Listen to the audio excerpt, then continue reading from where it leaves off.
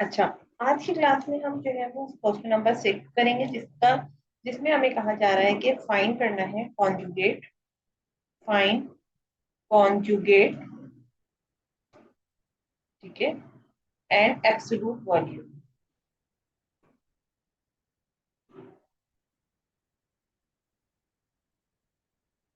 Absolute value मालूम करनी है। अच्छा, हम जो है वो अब स्टार्ट करते हैं क्वेश्चन नंबर 1 से।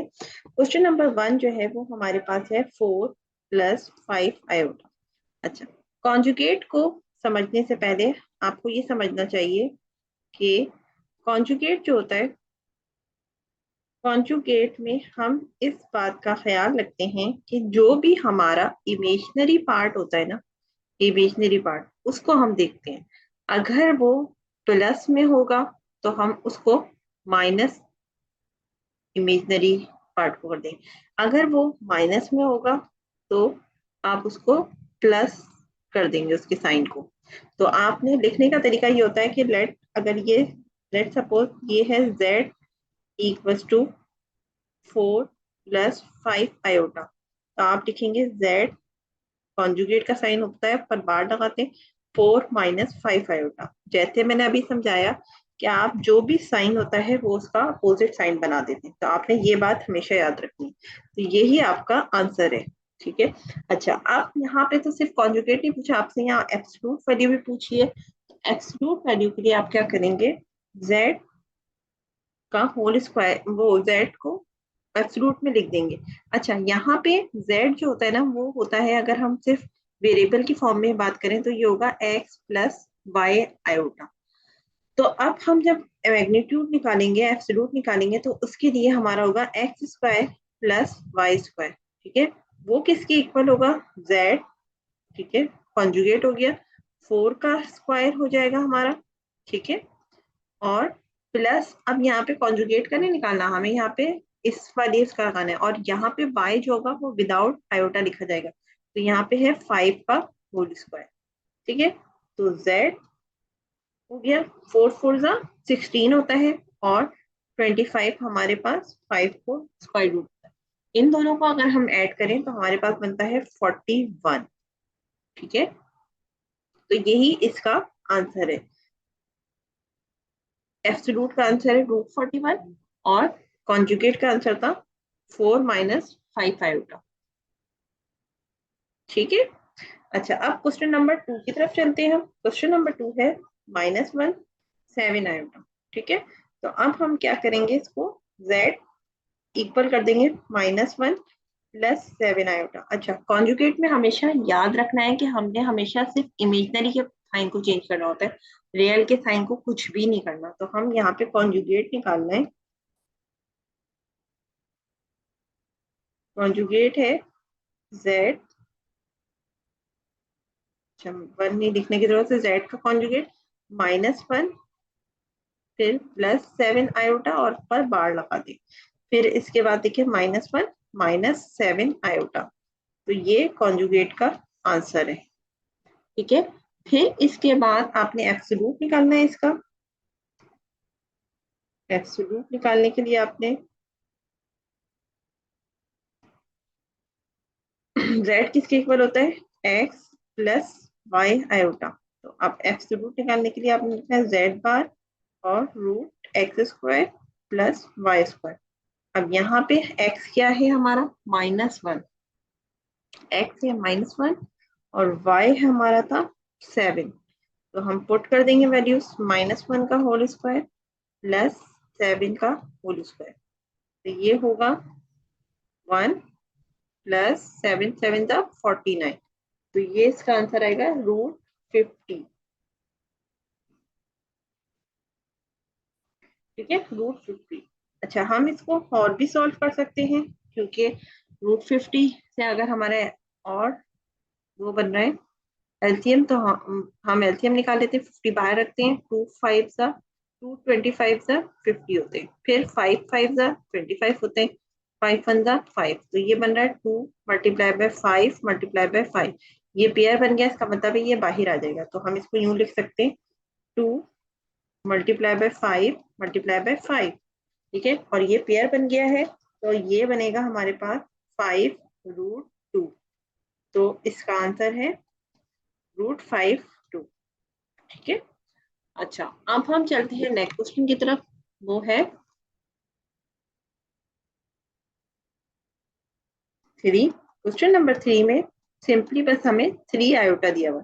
तो इसका मतलब ये हुआ कि इसमें इमेजिनरी पार्ट तो है लेकिन रियल पार्ट 0 है। तो हम कहेंगे z equal to 0 plus √3 iota. ठीक है। और अब हम इसकी बात करें कॉन्जुगेट की, तो हम लिखेंगे कॉन्जुगेट क्या होगा हमारा, कॉन्जुगेट होगा z बार 0 प्लस √3 आयोटा का बार। फिर हम इसको कहेंगे 0 माइनस √3 आयोटा। ये हमारा आंसर है। ठीक है। और है अब एब्सोल्यूट वैल्यू निकालते हैं। तो एब्सोल्यूट वैल्यू में हमारे पास हमें मालूम है कि z क्या गिवन है, 0 प्लस √3 आयोटा, जिसमें से x है 0 और y है √3। ठीक है। अब हम वैल्यूज पुट करते हैं। वैल्यूज पुट करने के लिए हमें क्या करना होगा, हम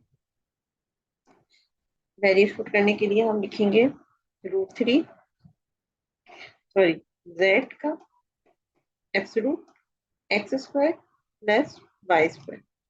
वो किसके इक्वल होगा, 0 का होल स्क्वायर प्लस √3 का होल स्क्वायर। तो ये बनेगा हमारा 0 एब्सोल्यूट रूट 0 प्लस 3, रूट से 2 कैंसिल हो गया, तो ये आएगा √3। जेड का क्या आएगा, क्यू √3 एब्सोल्यूट। अच्छा, अब हम बात करेंगे नेक्स्ट क्वेश्चन की तरफ। नेक्स्ट क्वेश्चन की तरफ चलते हैं। तो है 4 है √7 माइनस 3 आयोटा। ठीक है। अच्छा, अब हमने इसको सॉल्व करना है। तो z क्या हो गया हमारा, √7 माइनस 3 आयोटा। कॉन्जुगेट निकालना है सबसे पहले तो हमें।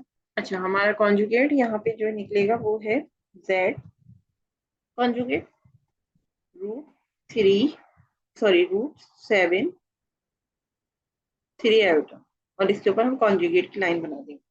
फिर हम लिखेंगे z कॉन्जुगेट, ये होगा √7 प्लस 3 आयोटा। तो ये इसका आंसर है। तो हम इसका एब्सोल्यूट निकाल लेते हैं। तो हमारे पास z क्या है, z है हमारे पास √7 माइनस 3 आयोटा। ठीक है। तो अब हम इसका z निकालेंगे, वो एब्सोल्यूट निकालेंगे। तो सबसे पहले हम लिखेंगे x क्या है, √3 और कॉमा y क्या है, -3। अब हमें एब्सोल्यूट निकालना है, तो लिखेंगे एब्सोल्यूट x का होल स्क्वायर प्लस y का होल स्क्वायर। अच्छा, अब हम यहाँ लिखेंगे √3 का होल स्क्वायर प्लस -3 का होल स्क्वायर। अब एब्सोल्यूट है, रूट से 2 कैंसिल, तो ये बना 3 प्लस 3 3 9। अब इन दोनों का अगर आप ऐड करेंगे तो ये बनेगा 12। ठीक है, √3 z। अच्छा, अब हम यहाँ पे वही एलसीएम ले सकते हैं। 12 बाहर लिखेंगे, वो लिखेंगे एलसीएम 2 6 12, 2 3 6, 3 1 3। तो इसका मतलब है कि ये बनेगा 2 मल्टीप्लाई बाय 3, जिसमें से 2 बाहर आ जाएगा, तो ये बनेगा 2√3। तो एब्सोल्यूट हमारा आ रहा है √3। ठीक है। अब हम नेक्स्ट क्वेश्चन पे काम करते हैं सॉल्व। फिफ्थ है -3 -4 आयोटा। ठीक है। ये किसकी इक्वल है, ये इक्वल है z इक्वल टू -3 -4 आयोटा। तो अब कॉन्जुगेट अगर हम निकालेंगे, इसका कॉन्जुगेट होगा z बार -3 -4 आयोटा। ठीक है। ये किसकी इक्वल है, -3 प्लस 4 आयोटा। ठीक है, z बार। तो ये बन गया कॉन्जुगेट। अच्छा, अब अगर एब्सोल्यूट की बात करेंगे,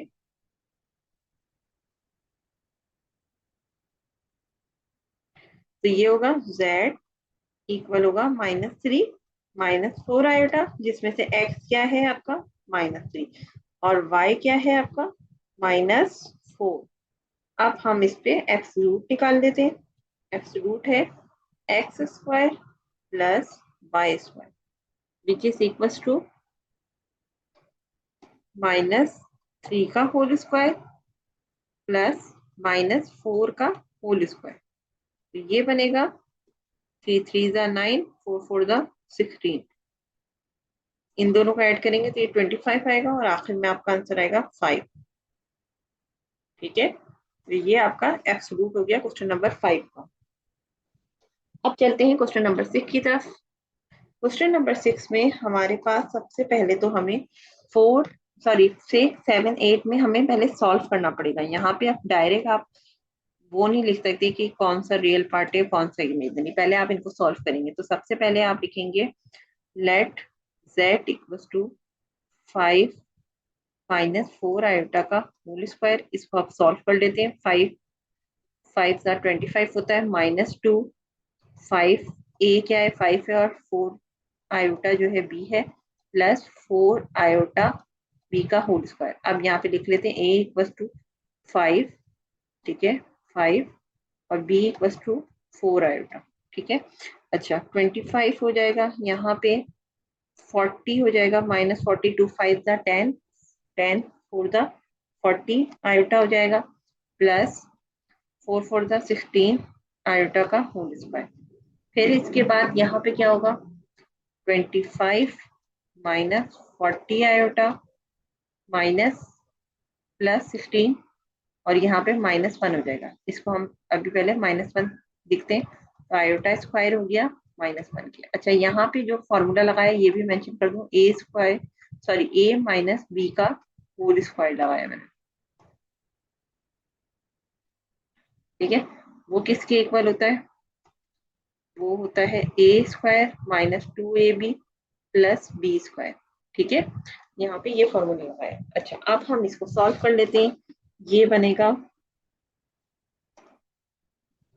25 -16 और -40 आयोटा। 25 और -16 को सॉल्व करेंगे तो आपका बनेगा 9 -40 आयोटा। अच्छा z है, अगर हमने इसका z का कॉन्जुगेट लेना है, कॉन्जुगेट लेंगे तो यह z पे बार आ जाएगा और लिखेंगे 9 -40 आयोटा का बार। फिर इसके बाद हम लिखेंगे z कॉन्जुगेट 9 प्लस 40 आयोटा। ठीक है, तो ये आपका आंसर हो गया कॉन्जुगेट का। अब अगर हम बनाएंगे एब्सोल्यूट, एब्सोल्यूट में वही z क्या है हमारा। अच्छा एक और चीज कि यहाँ पे z अब हमें पता होना चाहिए कि z हमारा क्या बना है 9 -40 आयोटा। ठीक है, 9 -40 आयोटा आया है। तो अब हमारे पास यहाँ पे बनेगा x क्या आएगा 9 और y आएगा -40। ठीक है, अब हम इसको z एब्सोल्यूट ले लेते हैं। एब्सोल्यूट के लिए x² प्लस y² वो किसके इक्वल होगा 9 का होल स्क्वायर हो जाएगा प्लस -40 का होल स्क्वायर हो जाएगा। ये हो गया z एब्सोल्यूट। देन फिर आपने 9 9 का 81 हो जाएगा प्लस 40 का होल स्क्वायर। अब कैलकुलेटर से देख लेते हैं, 40 को मल्टीप्लाई करना है 40 मरतबा, क्योंकि ये 40 का होल स्क्वायर ये होता है 1600। ठीक है, 1600 हो गया। फिर इसके बाद हम इसको वो कर लेते हैं, प्लस कर देते हैं इसमें 81 81, तो ये बनेगा 1681। ठीक है, और अब अगर हम इसका रूट निकालें तो ये बन रहा है 41। तो यहाँ पे आपने अब कैलकुलेटर की मदद से इसका रूट निकालना है। ठीक है, तो ये बन रहा है 41 और अगर कैलकुलेटर से नहीं निकल रहा तो फिर आपने इसको एलसीएम लिख निकालना है। तो यही इसका आंसर है। ठीक है, अब हम चलते हैं क्वेश्चन नंबर 7। क्वेश्चन नंबर 7 में हमसे कहा जा रहा है 2/3 माइनस √9/16। ठीक है, तो सबसे पहले तो हम इसको सॉल्व कर लेते हैं। -1 आयोटा को हम पहले पहले इसको बनाएंगे 2/3। हम इसको इस तरह लिख सकते हैं -1, सॉरी। चलते हैं क्वेश्चन नंबर 7 की तरफ। क्वेश्चन नंबर 7 में लिखा है 2/3 माइनस √9/16। अच्छा, हम इसको इस तरह लिख सकते हैं 2/, क्योंकि देखें अभी हमें यहाँ पे ये नहीं पता चल रहा कि इसमें इमेजनरी पार्ट कहाँ है। वैसे तो नजर आ रहा है बताए कि यही इमेजनरी पार्ट है, क्योंकि यहाँ माइनस के साथ आ रहा है, लेकिन फिर भी हम इसको इस तरह लिख सकते हैं -1 मल्टीप्लाई बाय √9/16, क्योंकि ये एक अलग अलग अभी हमने सेपरेट रूप में लिखा है, ये अलग अलग रूप में भी आ सकते हैं। तो अब हम लिखेंगे 2/3 -1 जो होता है वो आयोटा के इक्वल होता है, और यहाँ 3/4 हो जाएगा, क्योंकि 3 मल्टीप्लाई बाय 4 हम यहाँ पे आप निकाल सकते हैं, क्योंकि यहाँ पेयर बन गया है, तो ये 3 बाहर आ जाएगा और नीचे से 4 बाहर आ जाएगा। तो अब हमारे पास बना 2/3 -3/4 आयोटा। z किसके इक्वल हो गया? 2/3 -3/4 आयोटा। अब हम यहाँ पे कॉन्जुगेट ले लेते हैं। कॉन्जुगेट के लिए हमने सिंपल, अब हमारे पास सॉल्व हो गया ये। तो अब हम कॉन्जुगेट के लिए क्या करेंगे, वही z पे बार लगाएंगे और लिखेंगे 2/3 -3/4 आयोटा। और यहाँ पे कॉन्जुगेट के बार की वजह से इमेजनरी पार्ट जो होगा वो चेंज हो जाएगा, उसका साइन चेंज होगा, 2/3 + 3/4 आयोटा। z कॉन्जुगेट हो गया।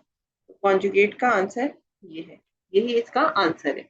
फिर इसके बाद अब हम इसको एब्सोल्यूट की तरफ जाएंगे एब्सोल्यूट की तरफ। एब्सोल्यूट में बस थोड़ा सा पार्ट रह गया, बस वो कर दो फिर इसके बाद। हाँ, बस थोड़ा सा रह गया रिकॉर्डिंग। अब हम एब्सोल्यूट को सॉल्व कर लेते हैं। ठीक है, एब्सोल्यूट में हमारे पास क्या होगा, हम z लिखेंगे। z क्या होगा? z equals to 2/3 -3/4 iota. ठीक है, तो अब यहाँ पे x क्या है? 2/3 और y क्या है? 3/4। ठीक है, तो अब हम बस इसको सॉल्व करेंगे, या -3 कह लें। अच्छा, z का एब्सोल्यूट x² + y²। ठीक है, x² क्या होगा? 2/3 का होल स्क्वायर प्लस -3/4 का होल स्क्वायर। ठीक है, तो अब हमने यहाँ पे सिंपली बस सॉल्व करना है। 2 2 ज़ा 4 3 3 ज़ा 9 प्लस 3 3 ज़ा 9 और 4 4 ज़ा 16। ठीक है, ये आंसर यहाँ पे होगा। फिर अब हमने यहाँ पे एलसीएम लेना है, तो 9 मल्टीप्लाई बाय 16 हो गया, और यहाँ पे 4 के नीचे 16 नहीं है, तो यहाँ 16 से मल्टीप्लाई कर दिया, और नीचे 9 नहीं है तो हमने 9 से मल्टीप्लाई कर दिया। अब बस हम इसको सॉल्व करते हैं। 4 कैलकुलेटर की मदद से हम क्या करते हैं, इसको सॉल्व करते हैं। कैलकुलेटर में 4 मल्टीप्लाई बाय 16 जो होता है वो होता है 64। ठीक है, और 9 को अगर 9 से मल्टीप्लाई करेंगे तो आपका 9 9 दा 81 होता है। ठीक है, 81, और नीचे डिवाइडेड बाय ये होगा 9 मल्टीप्लाई बाय 16, 9 मल्टीप्लाई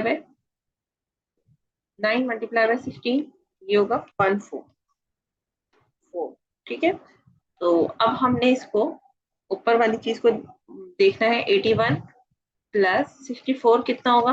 होगा 145। तो डिवाइडेड बाय 145 डिवाइडेड बाय 144। ठीक है, अब हम यहाँ पे इसको 144 को बाहर ले आते हैं। 144 का अगर हम सिंपल रूट देखें ना, तो आता है हमारे पास 12। तो हम रूट 145 को एज इट इज रहने देते हैं और 12 को बाहर ले आते हैं। तो ये इसका एब्सोल्यूट का आंसर है। ठीक है, ये है क्वेश्चन नंबर 7। अब जल्दी से लास्ट क्वेश्चन देख लेते हैं। लास्ट क्वेश्चन है हमारा क्वेश्चन नंबर 8। क्वेश्चन नंबर 8 में 1 plus iota 1 plus 2 iota given है। इसको डिवाइड किया है 3 प्लस आयोटा।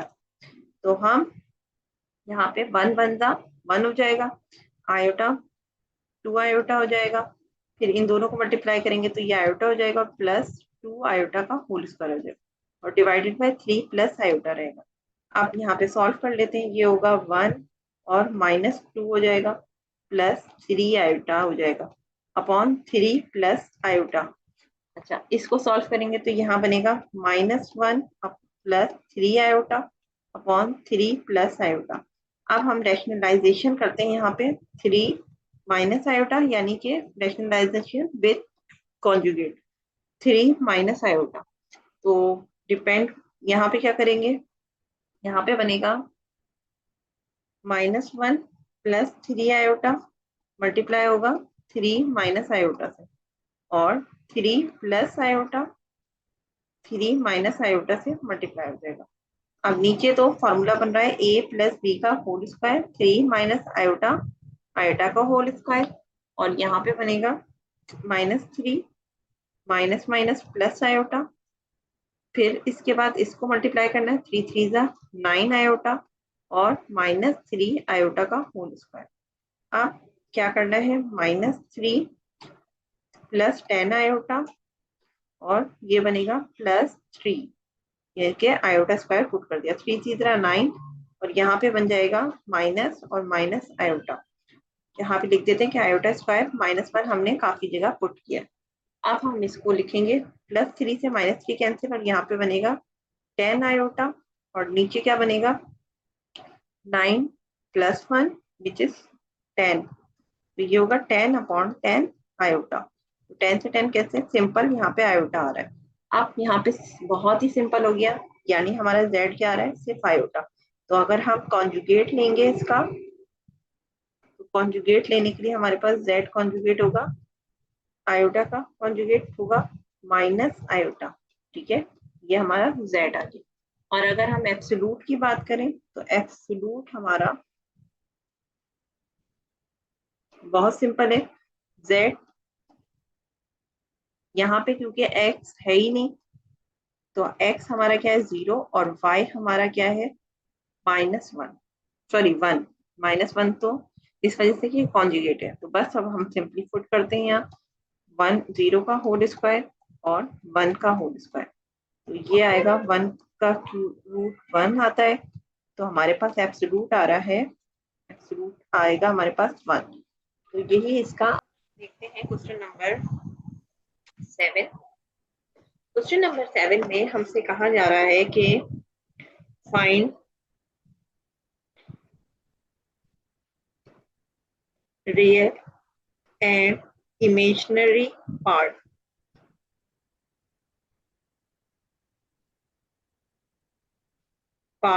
ऑफ।